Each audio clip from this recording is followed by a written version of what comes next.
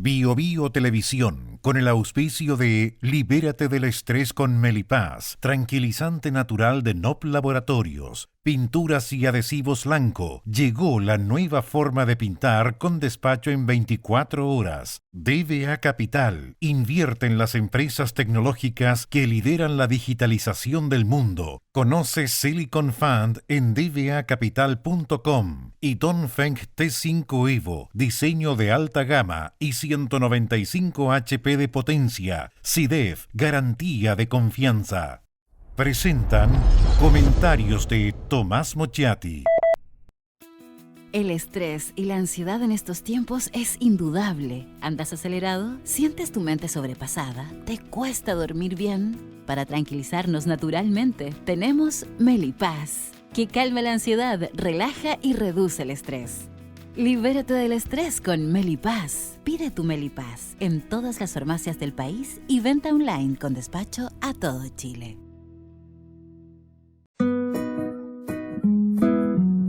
Ella le pone magia al color. Nos hace muy felices, compartimos nuestro amor.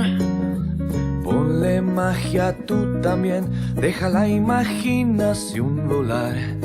Que todo luzca hermoso como siempre está tu hogar. Mi mundo es mejor con Lanco.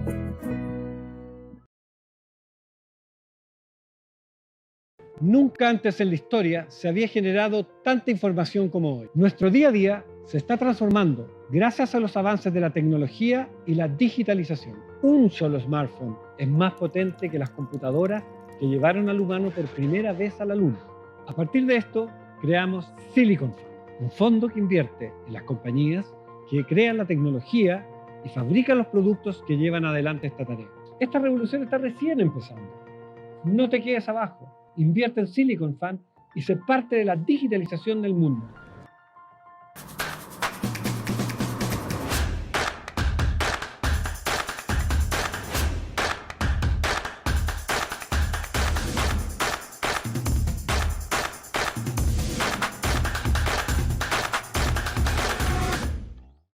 SIDEF, garantía de confianza.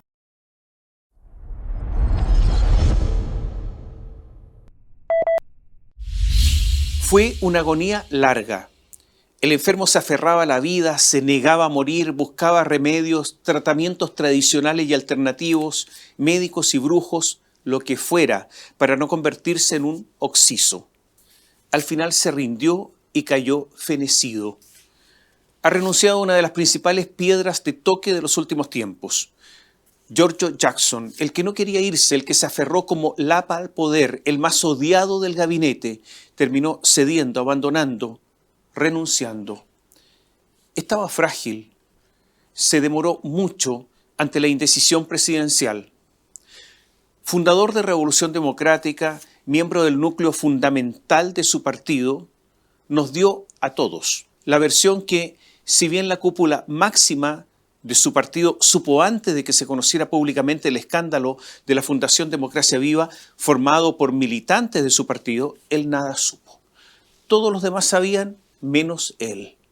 Jackson dio esa versión y nos ha obligado a todos a creer toda esa anomalía política bajo la amenaza de querellas. Notable para quien, mientras era diputado, fue un ardiente apoyador de acusaciones constitucionales. También Boric apoyó 11 acusaciones constitucionales. ¿Se acuerda usted de ese Jackson haciendo una transmisión en vivo mientras se trasladaba a Valparaíso para votar la acusación constitucional para destituir al expresidente Piñera? ¿Se acuerda del show mediático mientras el diputado Jaime Naranjo hablaba y hablaba de cualquier cosa para que pudiera llegar el diputado Jackson, ese naranjo devenido en payaso de circo pobre? Jackson participó de toda esta performance política. Ahora aparece compungido, dolido y doliente, afligido. Vaya, qué personaje. La verdad es que la acusación constitucional que se había anunciado en los últimos días ya tenía muchos votos a favor.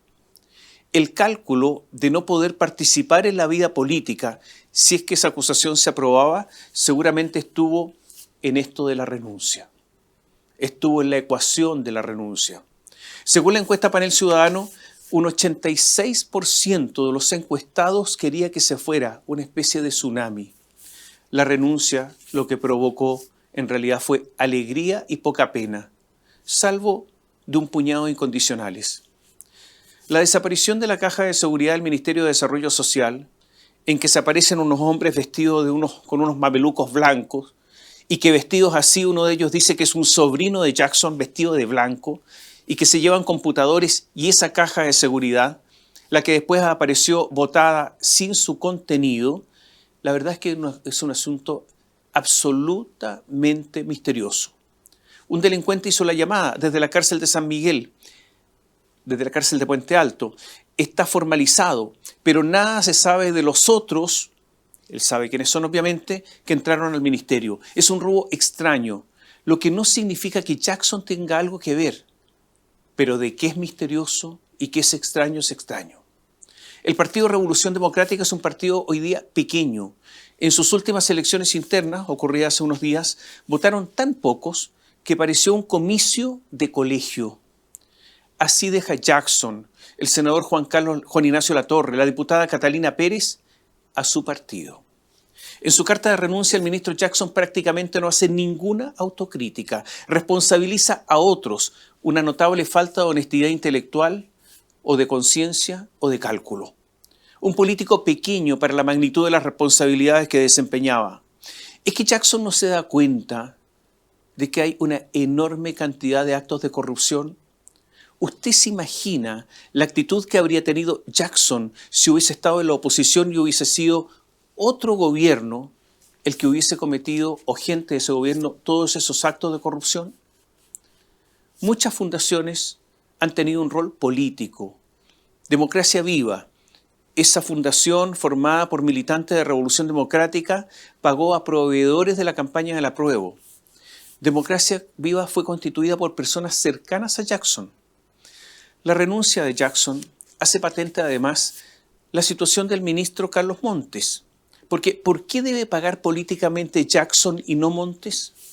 Hace tiempo que el socialismo democrático está sufriendo una erosión bajo este gobierno. El Partido Socialista está con una baja electoral notable y ha perdido sus características distintivas. Ni más ni menos, muchos comienzan a dudar de la profundidad de la renovación socialista. El Partido Socialista cuenta con una bancada de diputados más afín al gobierno y una bancada de senadores más crítica al gobierno. O sea, están muy divididos. Hace unos días hubo un intento de limar asperezas mediante, como lo hacen los políticos, mediante una comida en la que estuvieron Álvaro Elizalde, el ministro de la Secretaría General de la Presidencia, expresidente del Partido Socialista, Maya Fernández, ministra de Defensa, Jessica López, la ministra de Obras Públicas, afín al Partido Socialista, Carlos Montes, de Vivienda, el cuestionado. Pero atención, y no llegó Mario Marcel porque tenía algunos compromisos. El problema, atención, y para que usted dimensione el problema al interior del Partido Socialista, es que la presidenta de la colectividad, Paulina Bodanovich, no llegó, ni más ni menos. Tampoco los otros senadores, Fidel Espinosa, Juan Luis Castro, Gastón Saavedra y Alfonso Urresti. O sea, la mesa esta de la comida quedó coja, con una pata menos. Aunque en esa reunión apoyaron al ministro Montes, resulta claro que ahora los ojos se van a poner sobre él después de la renuncia de Jackson y su ausencia notable de asumir su responsabilidad política. Él también está aferrado al poder. Hay una posibilidad de que Montes se salve. ¿Cuál es? Que el presidente Boric dé a Jackson algo. O sea, que siga en la política. Si es así, habría asumido falsamente su responsabilidad y por lo tanto empataría con Montes. En el otro partido, el llamado Socialismo Democrático, la intervención de Carolina Toá para impedir que continuara en la presidencia Natalia Pergentile demuestra la fragilidad de ese partido. Finalmente asumió la presidencia Jaime Quintana, apoyado por Toá y el factotum de siempre, Guido Girardi. Pergentili será vicepresidenta y no llegó a la presentación de la lista única. demasiada humillación para ella. Lo cierto es que la debilidad de los partidos de este socialismo democrático aumenta evidentemente la debilidad del gobierno. Hace unos días tuvimos una versión nueva del presidente Gabriel Boric. Gabriel Boric, que ha sido dirigente estudiantil, que ha sido un activista, que ha sido el diputado, ahora presidente, pero ahora una versión nueva, la de un heraldo, el que comunica la nueva. Frente a la Moneda protestaban unos comités de vivienda y el presidente abandonó el palacio de gobierno y bajó a la calle para eso de estar con el pueblo.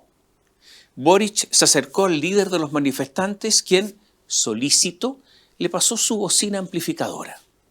Así Boric, ahora premunido de un megáfono, ese del que disponen los vendedores ambulantes más pudientes, más tecnologizados, los que evitan la voz en cuello, pasó a explicar su política habitacional con este megáfono frente a personas que reclamaban acceso a la vivienda. Dicho en otros términos, el presidente se decantó para su comunicación en el conocido perifoneo. Es un recurso, hay que reconocerlo, no muy novedoso. ¿Quién no ha visto, seguramente todos ustedes, una plaza vacía y a un evangélico premunido del artilugio hablando a los paseantes para persuadirlos de seguir a su Dios? El perifoneo. El asunto tiene algunos ribetes interesantes. El presidente estaba en su despacho con la ministra de la Mujer, Antonia Orellana, poderosa integrante del comité político. Y fue esta ministra la que le dijo a Boric que saliera a la calle a participar en la manifestación. O sea, una cosa rara, que se manifestara contra sí mismo. Hace rato que hemos observado en Gabriel, como muchos le dicen en el Palacio, una actitud de comentarista del gobierno que él dirige, como si fuera una persona ajena y por lo tanto irresponsable de lo que ahí sucede. Pero la verdad es que esto de salir a estar con los manifestantes frente a sus oficinas, frente al Palacio, superó la marca. ¿Cómo diablos se puede protestar contra uno mismo? Para explicar esto, yo creo que se requiere alguna ayuda profesional. Digo que, a ver, ¿qué ocurrió? ¿Qué dijo con la bocina en sus labios? Textual. Yo les agradezco y valoro mucho su organización y les digo que es importante que esté el pueblo organizado exigiendo sus derechos. Y esto no son solo palabras. Nosotros venimos de los movimientos sociales y no nos podemos olvidar de eso.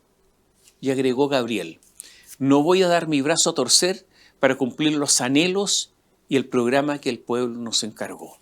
2 veces, en unas pocas líneas, la palabra pueblo. Y él está ahí con ellos, con el pueblo. Pero posiblemente no sea necesaria la ayuda profesional, la que le decía antes, para entender esto. El asunto parece que no fue tan espontáneo como se nos quiso hacer creer. La seguridad del Palacio, primero actuó con antelación. Las poderosas camionetas negras grandes, estas Chevrolet presidenciales, se situaron en posición también con anticipación. Milagrosamente, cuando el presidente se acercó a los aparentemente combativos manifestantes, estos cayeron en una especie de éxtasis, en una adoración repentina. El diario La Tercera dio a conocer que el líder de la protesta beligerante, el jefe, este líder de esta protesta devenida en mansa, es el señor José Hidalgo Mora. Él fue el que le pasó la corneta al presidente para que hablara. El señor José Hidalgo tiene un ingreso bruto de 5.792.329 pesos. No es precisamente pobre. Es funcionario municipal de La Pintana, miembro del Consejo Asesor para el Plan de Emergencia Habitacional, donde participan unas 30 personas, entre parlamentarios, funcionarios municipales, expertos académicos, gremios y dirigentes sociales. Ahí está el presidente de la Comisión de Vivienda del Senado, David Sandoval, el presidente de la Comisión de Vivienda de la Cámara de Diputados, Jorge Zafirio, los exministros de Vivienda, Paulina Zabal y Cristian Monkever, la alcaldesa de Santa Juana, Ana Albornoz, el alcalde de Estación Central, Felipe Muñoz, o el capellán de Techo para Chile, Héctor Guarda. O sea, el señor que manifestaba, el jefe de los manifestantes, que gana más de 5.700.000 pesos, es un hombre además muy contactado. Raro todo lo que pasó. Mire, Juan Carvajal es hombre de comunicaciones de Michelle Bachelet y volvió hace pocos días al Palacio de la Moneda. Es un antiguo hombre del lobista Enrique Correa. Es pícaro, es ladino para los actos comunicacionales. Y muchos recuerdan, hay que tener memoria, muchos recuerdan cuando en tiempos de Bachelet, la Bachelet primer gobierno, se inauguró un hospital en Curepto. Había una inversión de 2,5 millones de dólares de la época. Como no estaba terminado y había que inaugurarlo, porque este era un asunto publicitario, ¿sabe lo que hicieron? Armaron una escenografía con un empleado del hospital que, devenido en actor, se hizo el enfermo y que le dolían no sé cuántas cosas. Las camas eran prestadas. Una embarazada que cariñosamente habló con la presidenta Bachelet tuvo su guagua en otro lado, en el hospital de Talca. O sea, era todo mentira. Cuando se descubrió la falsedad, el vocero de la época, Francisco Vidal, enojado, dijo que el gobierno le había pedido la renuncia al director del Servicio de Salud del Maule, Gerardo Herrera, del PPD, y el intendente Alexis Sepúlveda. El director del hospital, Gonzalo Rojas, dijo que la idea de hospitalizar a un funcionario que se transformó en un actor fue solicitud de rangos superiores. Después, Michelle Bachelet, recurriendo a la falsedad, dijo: el hospital de Curepto estaba listo, funcionando, estaba impecable. Solo al equipo creativo del hospital se le ocurrió poner un funcionario que estaba enfermo. O sea, echaron gente por nada. Pero lo que comienza mal, termina mal. Cuando el hospital de Curepto finalmente estaba recién cumpliendo más o menos su función, vino el terremoto del 27 de febrero del 2010 y el establecimiento nuevo sufrió daños que obligaron a cerrarlo para hacerle reparaciones. Y más tarde se clausuró porque el terreno en que se construyó comenzó a hundirse. Toda una mentira y una falsedad. Perdonen el recuerdo de este montaje, pero lo único que quiero decir es que los montajes no son nuevos en política y algunos habitantes que están hoy en Palacio tampoco son nuevos. Pero más allá del fondo del perifoneo presidencial, sea una u otra cosa, lo cierto es que esto demuestra la profundidad de la crisis. Escucho a algunos dirigentes del oficialismo emplear el concepto de estilo de política universitaria.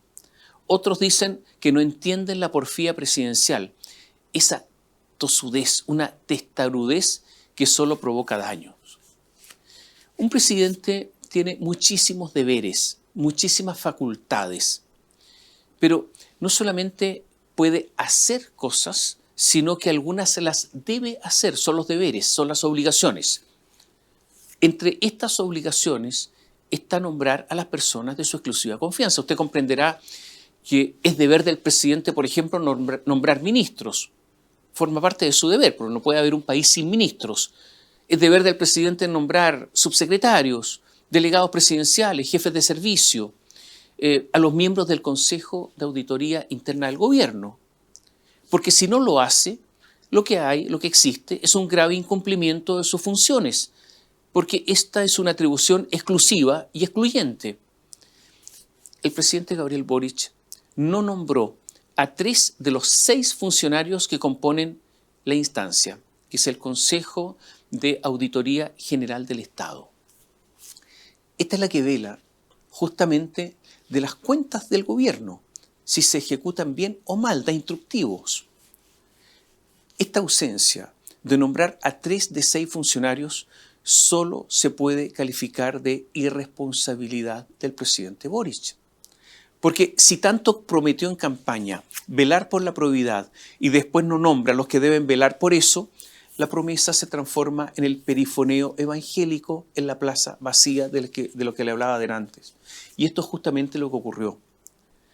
Este Consejo de Auditoría Interna, desde 2020 hay un instructivo, puede funcionar con la mitad de sus integrantes. O sea, podría incluso haber funcionado con los 3 que ya están. Pero ¿sabe usted que nunca se ha reunido bajo este gobierno?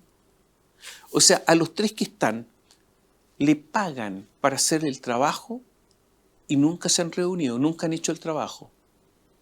Si usted no va a trabajar, se lo advierten. De la inexistencia, le advierten que tiene que ir a trabajar. Pero si pese a esta advertencia no va, ¿qué es lo que pasa con usted? Lo despiden. Pero aquí no. Aquí hay gente a la que le pagan y resuelven no trabajar, al menos en esto del consejo. Se puede ser relajado, se puede ser sinvergüenza, pero ojalá que haya decoro. Es fácil ser tan cara dura cuando se juega con la plata ajena, la de todos los chilenos. ¿Quiénes están en el consejo? Hay personas que están en el consejo por el cargo que desempeñan. Inmediatamente pasan a formar parte de este consejo. ¿Quiénes? Macarena Lobos, subsecretaria general de la presidencia. Heide Werner, subsecretaria de Hacienda, cercana al PPD. Y Javiera Martínez, de Revolución Democrática, directora de presupuestos. Antes de Werner, de la señora Werner, estuvo Claudia Sangüesa, de Revolución Democrática, que fue premiada como directora de Relaciones Económicas Internacionales de la Cancillería. Todos ellos son funcionarios de la exclusiva confianza del presidente Boric e integran este consejo, como les decía, en forma automática por el cargo que desempeñan. Yo lo voy a reiterar. Un gobierno serio habría despedido a estas 3 personas. Pero el presidente Boric no los puede hacer, no lo puede despedir, porque él tampoco cumplió al no nombrar a los otros 3 miembros restantes. Si echa a los que no trabajan, tendrían que, como lógica, consecuencia, despedirse a sí mismo. ¿Cuál es la derivada de todo esto? Es que no se va nadie y queda todo lo mismo. La única que funcionaba como una especie de cometa en esta organización es Daniela Candana, la secretaria ejecutiva del Consejo de Auditoría, y fue ella la que, sin preguntar a nadie, porque los demás no iban a ninguna reunión, la que instruyó engañar al sistema computacional para que no levantara alarmas si no se indicaban las cuentas corrientes, las transferencias a fundaciones, por ejemplo, los sumarios, los conflictos de interés, las cuentas por pagar, las cuentas por cobrar y varias cosas más. Un verdadero plan de ocultamiento. Por eso no se daban a conocer las transferencias a las fundaciones. Parece obvio, yo creo que usted piensa lo mismo, que debería despedirse a todas estas personas involucradas, porque es muy ofensivo que todo siga igual. Javiera Martínez fue compañera de la encargada de Democracia Viva, me refiero a compañera de partido y compañera de la vida, o sea, pareja. Hemos descubierto en todo este asunto de las fundaciones una mezcolanza de amistades, de relaciones políticas y de ligazones amorosas, muchas de ellas de momento. Javiera Martínez, directora de presupuesto, fue la que rebajó el requisito de experiencia para entregar plata a las fundaciones. Fue ella la que con su decisión permitió que compañeros de ruta político agarraran plata del Estado. Y el presidente, Boric, Mario Marcel, Carolina Toá la defienden. Y así, claro, no hay caso. Mientras tanto, en medio de todo esto, hay alguien que calcula su propio futuro. El resto le importa poco. Alguien que por su función está muy expuesta. Y si no lo está, es porque ha decidido no hacer su trabajo. ¿Quién es? Camila Vallejo. La que se guarda, mira, se camufla, computa, tasa, evalúa. Se cuida Camila. Y esa lealtad, esa amistad proclamada con Gabriel tiene un límite claro. Su carrera, su futuro político, su partido, el Partido Comunista. Cuando se trata de esos asuntos, pierde Gabriel. Por eso la vocera, que es la bocona de todo gobierno, habla poco, apostando que el gobierno se desgaste y no se desgaste ella. El caso Fundaciones ha significado una agonía diaria para el gobierno. Es que se trata de platas estatales entregadas a amigos, a fundaciones que muchas de ellas hacían política. Era la forma de invadir, de controlar lo que ellos llaman los territorios. La Contraloría recién ahora empezó a trabajar porque nunca descubrió nada. Habría bastado con que encontrara un caso para que se levantaran inmediatamente las alarmas en todo el país. Fue el Contralor General de la República, Jorge Bermúdez, el que aumentó los montos de las transferencias para hacer revisión de toma de razón. Pura flojera. El Contralor Bermúdez dijo que la responsabilidad era de Hacienda al mal usar la glosa 33, pero Mario Marcel ni siquiera le respondió. Es triste lo que ha pasado con el Contralor Bermúdez, porque si hubiera hecho su trabajo, le habría cuidado el dinero a los chilenos, de hecho para eso le pagan, y no lo hizo, y le echa la culpa a otros, un verdadero irresponsable. En el caso Fundaciones falló Luis Cordero, porque el Ministerio de Justicia tiene el deber legal de fiscalizar las fundaciones. Fallaron las contralorías legales de los Ministerios de la Vivienda y Desarrollo Social en un verdadero mecanismo de defraudación, por lo que son responsables Jackson, ya renunció, y el ministro Montes. Ellos fueron los que pasaron la plata. Y son también responsables los gobernadores que entregaron dineros, principalmente Ricardo Díaz de Antofagasta, Rodrigo Díaz de la región del Biobío y Patricio Vallespín de los Lagos. Ellos yo creo que deberían estar pensando en renunciar. Esto por ahora. Porque no es normal entregar platas al contado sin avance de los encargos, sin garantía y sin fiscalización. No necesariamente quien entrega la plata es un eventual delincuente, pero podría ocurrir que en muchos casos, si es que sabían que las fundaciones harían cualquier cosa con las platas, ahí sí estarían involucrados. Se ha producido un verdadero terremoto. Hay 11 gobernaciones investigadas. Arica y Parinacota, Tarapacá, Antofagasta, Valparaíso, Higgins, Biobío, Los Lagos, Aysén y Magallanes. Todos, salvo el gobernador de la Araucanía, todos son oficialistas. La situación de la Fundación Kimun de Los Lagos es increíble. ¿Qué es lo que pasaba acá? Se le daba plata para regularizar los títulos de dominio de personas y le pasaron para eso a la Fundación Kimun 1.200 millones de pesos. Y casi no hicieron nada en esto de regularizar títulos de propiedad. 2 representantes de la Fundación eran dueños de un instituto profesional y de un centro de formación técnica. Y 900 millones de pesos de los 1.200 que recibieron fueron a estas organizaciones, Instituto Profesional y el Centro de Formación Técnica, que no tenía nada que ver con la regularización de títulos de propiedad. Amononaron con estos 900 millones de pesos estas 2 instituciones y se las vendieron a Diego Ancalao, el sinvergüenza que quiso ser candidato presidencial presentando 20.000 firmas falsas realizadas ante un notario muerto, o sea, realizadas ante un muerto. Jaime Huincahue, que estaba prófugo, finalmente fue detenido, el que hizo toda esta operación. El vicepresidente Arnoldo Ñanculef dijo que no se puede devolver la plata porque simplemente desapareció. Y dice que hay que preguntarle a la tesorera, a Rosalía Currimil. Y así estamos. La Fundación Kimun y la investigación a Ancalao, Huincahue, Ñanculef, Currimil y un gobernador Vallespín que sigue ahí y que por decencia debiera renunciar.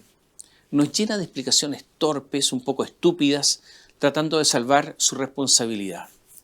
Incluso la fundación de Michelle Bachelet aparece recibiendo 370 millones de pesos en la región del Biobío. Mientras tanto, la expresidenta nos da lecciones de cómo debieran hacerse las cosas, porque la hipocresía ha llegado a estos niveles. El proyecto de la Fundación de Bachelet en Concepción es liderado en la zona por María Estela Ortiz, amiga personal de la expresidenta. Esto es el colmo. Como si del caso Cabal esta gente no hubiera aprendido nada o no hubiera sido eso suficiente. ¿Usted me entiende? En la región del Biobío el caso Polisi, el de Camila Polisi, está escalando, porque como una banda de delincuentes, esos que desconfían de unos de otros, se grabaron las conversaciones. Y está la porquería, la picantería, lo avinagrado, lo obsceno, lo grosero, que todo esto resulta imposible de entender.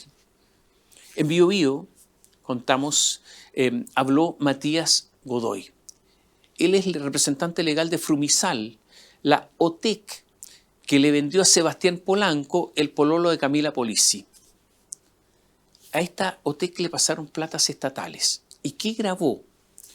Bueno, él dijo, el día 3 de julio, eso es lo que dijo él, el día 3 de julio en la oficina de la OTEC se llevó a cabo una extraña reunión entre Sebastián Polanco, el pololo de Polisi, Camila Polisi y mi persona.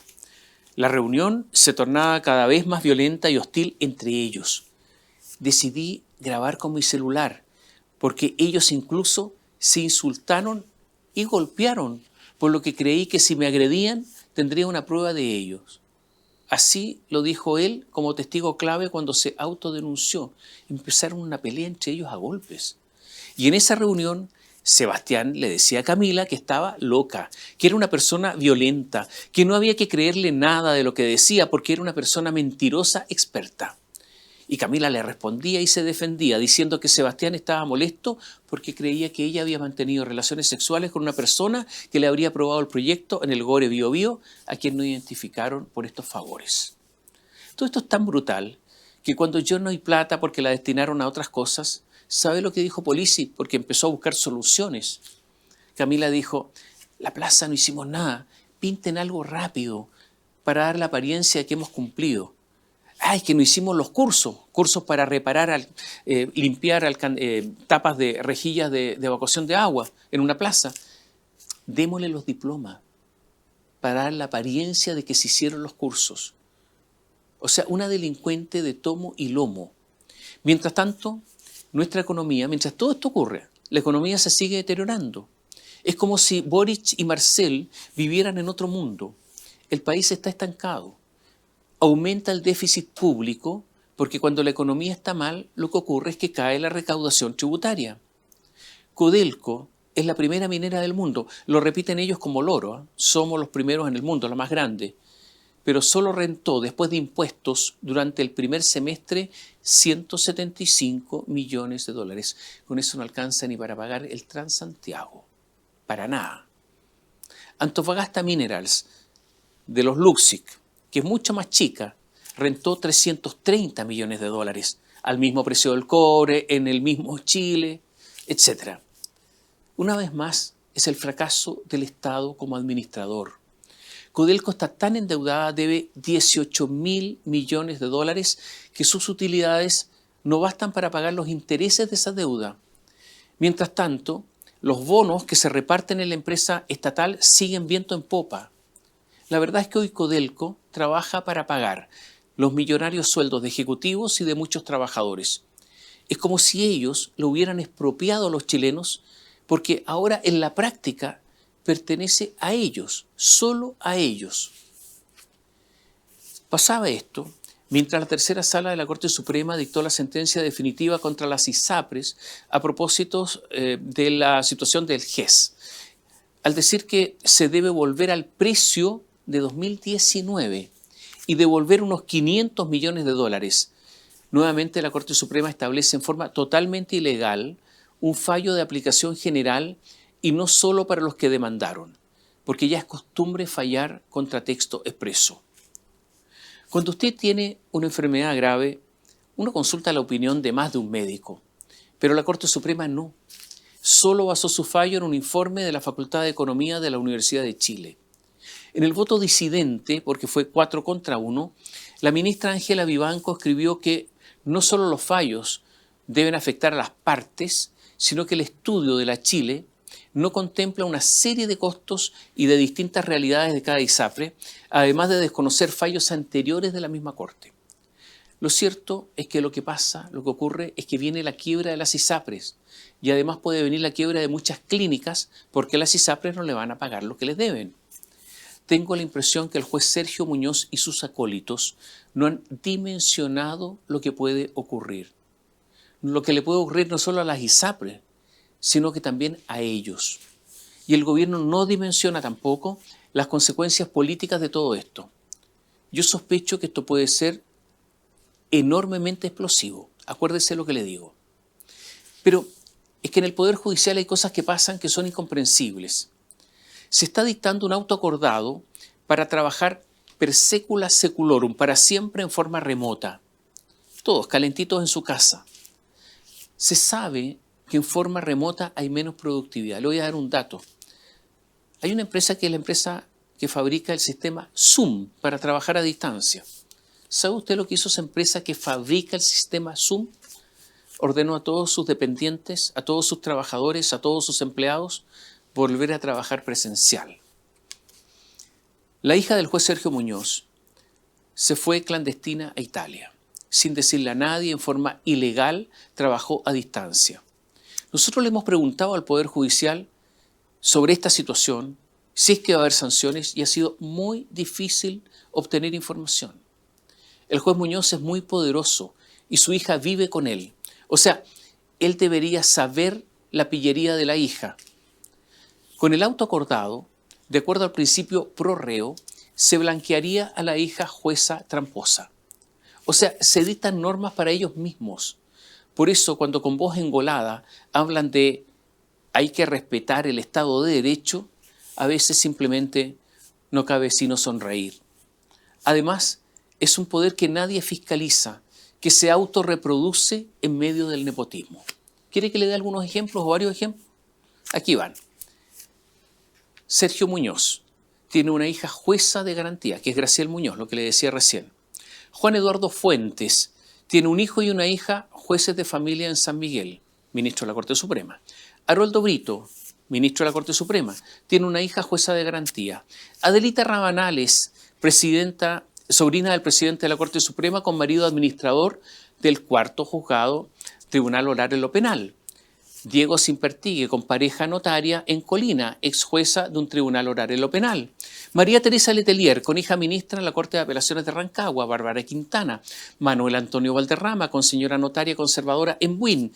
María Soledad Melo, con marido ministro del Tribunal Constitucional. Gloria Chevesich, pareja con ex ministro de la Corte de Santiago, Carlos Gajardo. Sin considerar a la familia, porque ya hablamos de familia, mera, 3 hermanos ministros de Corte de Santiago, de Valparaíso, de San Miguel. Luis Maldonado, conservador en Santiago, conservador de bienes raíces, y tiene una hermana ex fiscal judicial. El presidente de la Corte Suprema de Antofagasta, Jaime Rojas, casado con la ministra de la Corte de Apelaciones de Copiapó, Marcela Araya. La ministra de la Corte de Apelaciones de Concepción, Nancy Bluck, casada con el ministro de la Corte de Apelaciones de La Serena, Sergio Troncoso. La ministra suplente en San Miguel, Alondra Castro, casada con el juez del 6º Tribunal Oral en lo Penal, que depende de la misma Corte. La ministra de la Corte de Antofagasta, Jasna Pavlich, con hija jueza del 5º Tribunal Oral en lo Penal de Santiago, y que la nombran siempre como ministra suplente de la Corte de Apelaciones de Santiago. En fin, por eso le decía, cuando con voz engolada se habla de defender el Estado de Derecho, a veces solo cabe sonreír. Y hay que decirlo, aunque después ellos a uno le puedan pasar por encima. Bio Bio Televisión, con el auspicio de Libérate del estrés con Melipaz, tranquilizante natural de NOP Laboratorios, pinturas y adhesivos Lanco. Llegó la nueva forma de pintar con despacho en 24 horas. DBA Capital invierte en las empresas tecnológicas que lideran la digitalización del mundo. Conoce Silicon Fund en dbacapital.com y Dongfeng T5 Evo, diseño de alta gama y 195 HP de potencia. SIDEF, garantía de confianza. Presentaron comentarios de Tomás Mochati.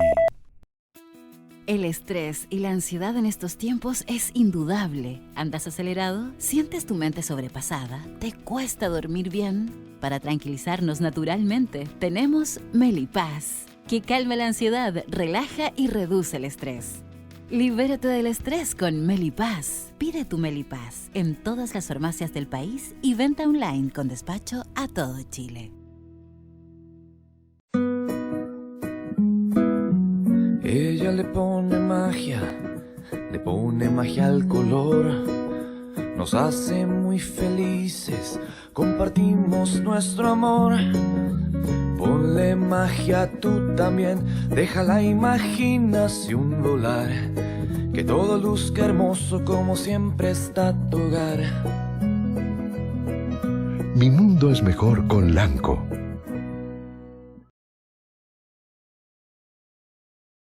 Nunca antes en la historia se había generado tanta información como hoy. Nuestro día a día se está transformando gracias a los avances de la tecnología y la digitalización. Un solo smartphone es más potente que las computadoras que llevaron al humano por primera vez a la Luna. A partir de esto, creamos Silicon Fund, un fondo que invierte en las compañías que crean la tecnología y fabrican los productos que llevan adelante esta tarea. Esta revolución está recién empezando. No te quedes abajo. Invierte en Silicon Fund y sé parte de la digitalización del mundo.